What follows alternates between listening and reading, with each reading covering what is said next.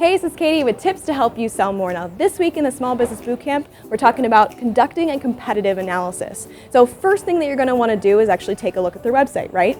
So take a look at their website, look at their blog, product descriptions, whether or not it's mobile optimized, what their product photography looks like, what are their strengths, what are their weaknesses, what can you do better? Lots more information about this in the blog post as well.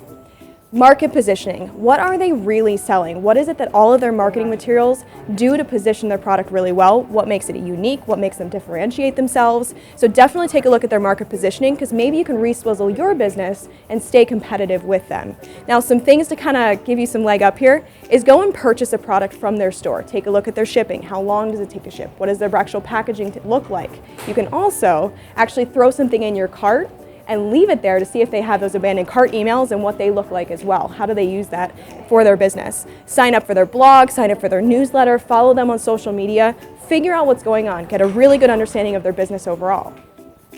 Next, reviews. Reviews, if they're really great, if they're really poor, it really gives you a good indication of the overall demand for the product or service. It's also going to let you know a little bit about their business. Maybe they're not so great at what they do, and you've got a really good opportunity to blow them out of the water. Then we've got pricing. Now this one I know everybody gets really nervous about when they're going into business, making sure they stay competitive, but you don't necessarily have to undercut your competition. There's other things you can do.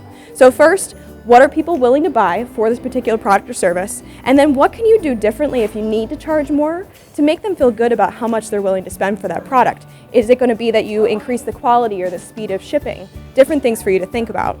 Then shipping, of course. How have they solved this problem before? This is another big one along with pricing. People try to solve for as they're going online.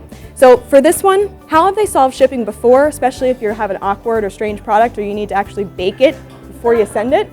And then from there, how do they communicate timelines? How long does it take to ship that product? So take a look at their website experience and see how they communicate to their customers and set those expectations. Now last is social media, okay? This is a really great one to get a temperature check on a business. Again, you're going to follow them. So from there, check and see what channels they post most frequently, when they post exactly throughout the day, how they communicate to their customers is going to give you a really good temperature check on their actual brand, and maybe even what % of their posts are about their business. What else is just to increase engagement and has some fun stuff or engaging things for them to follow them on social media. So get some ideas there.